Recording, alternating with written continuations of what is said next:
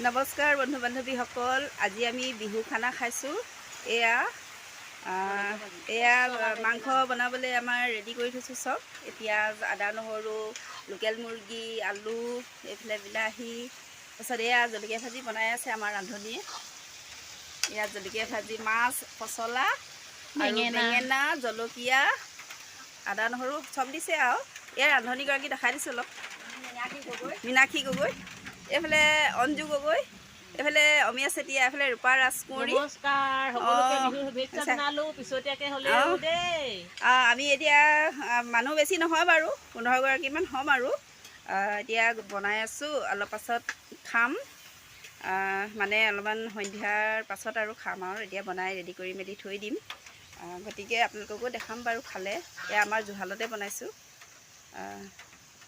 খোৱাটো দেখাম বাৰু দেই। ধন্যবাদ। এয়া আমাৰ মুৰ্গী মাংস বনাই আছে।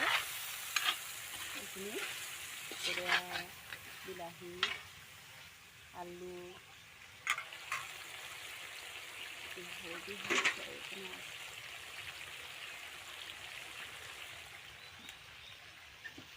ইয়াত মুৰ্গীত ইমানখিনি বিলাহী দিলে ভাল লাগিব জানো?